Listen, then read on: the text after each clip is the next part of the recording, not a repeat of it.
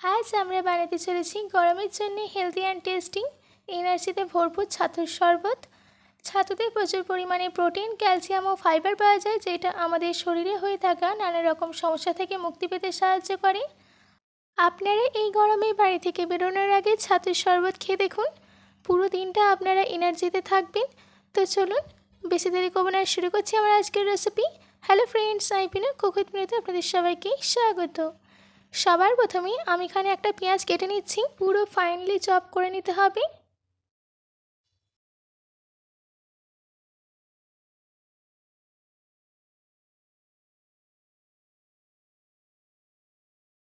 দেখুন আমি পেঁয়াজটাকে ফাইনলি চপ করে নিয়েছি। এবার আমি কাঁচা লঙ্কা কেটে নেব।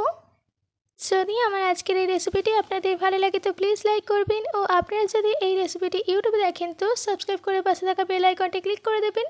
আর যদি ফেসবুকে দেখেন তো পিনাস কিচেনকে ফলো করে দেবেন। আর এই রেসিপিটিকে প্রচুর প্রচুর পরিমাণে প্রত্যেকের কাছে শেয়ার করতে একদম ভুলবেন না। কাঁচা লঙ্কা কেটে নেওয়া হয়ে গেলে এবার লেবু কেটে নিতে হবে। দেখুন আমাদের লেবু কাটা হয়ে গেছে। এবার আমরা ছাতুর শরবত তৈরি করে নেব। তার জন্য আমি একটা মাটির হাঁড়িতে দিয়ে দিচ্ছি 3 চামচের মতো ছোলার ছাতু। আপনারা চাইলেও জবের ছাতু কিংবা ভুট্টার ছাতু ইউজ করতে পারেন। এবার এর মধ্যেই দিয়ে দিচ্ছি স্বাদ মতো নুন, দিচ্ছি হাফ চামচের মতো বিট নুন, দিচ্ছি 1 চামচ ভাজা জিরে গুঁড়ো, আর দিচ্ছি 1 গ্লাস ঠান্ডা জল। এখন সম্পূর্ণ জল দেওয়ার দরকার নেই। এবার এই সব কিছুকে ভালো করে মিশিয়ে নিতে হবে। একসঙ্গে জল দিয়ে ছাতুটাকে মেশাবেন না। যদি একসঙ্গে জল দিয়ে ছাতুটাকে মেশান তো ছাতুর মধ্যে একটা লাম্পস থেকে যাবে। এবার এর মধ্যে আরও 1 গ্লাস ঠান্ডা জল দিয়ে একটা ঘুটনির সাহায্যে ভালো করে মিশিয়ে নিতে হবে। এই ছাতুটাকে মেশানোর সময় দেখবেন যে এর মধ্যে যেন কোনো লাম্পস না থাকে। ভালো করে মেশানো হয়ে গেছে।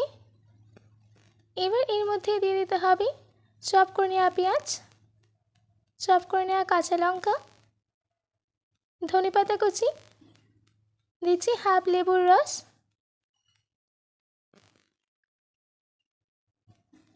এবার এই সব কিছুকে ভালো করে মিশিয়ে নিচ্ছি। ব্যাস রেডি হয়ে গেছে আমাদের ছাতুর শরবত। ছাতুর কনসিস্টেন্সিটা আপনারা আপনাদের ইচ্ছে মতো দেবেন। আপনাদের যদি গাঢ় কিংবা পাতলা খেতে ইচ্ছে করে তো সেই কোয়ান্টিটি জল দেবেন। আমি এখানে মিডিয়াম কনসিস্টেন্সির ছাতুর শরবত করে নিয়েছি। এবার আমি ছাতুর শরবতটাকে গ্লাসে সার্ভ করে নেব। তাই জন্যে আমি একটা গ্লাসে দিয়ে দিচ্ছি 3টে আইস কিউব। এবার এর মধ্যে ছাতুর শরবতটা দেওয়ার আগে ছাতুটাকে ভালো করে গুলে নেব, কারণ ছাতু অনেক সময় নিচে লেগে যায়। এবার আমি ছাতুর শরবতটাকে গ্লাসের মধ্যে ঢেলে নিচ্ছি। ছাতুর শরবত গ্লাসের মধ্যে ঢেলে নেওয়া হয়ে গেলে উপর থেকে ছড়িয়ে দিতে হবে ধনেপাতা কুচি, পেঁয়াজ কুচি আর কাঁচা লঙ্কা কুচি, আর সব শেষে দিয়ে দিতে হবে ভাজা জিরে গুঁড়ো। ব্যাস আমাদের ছাতুর শরবত রেডি। আশা করছি আমার আজকের এই রেসিপিটি আপনাদের ভালো লেগেছে। বাড়িতে এটি অবশ্যই ট্রাই করবেন ও কমেন্ট করে জানাবেন যে কেমন হয়েছে। আজকের মতো এটুকু, আবার দেখা হচ্ছে অন্য কোনো রেসিপি নিয়ে। ভালো থাকবেন, সুস্থ থাকবেন। ধন্যবাদ।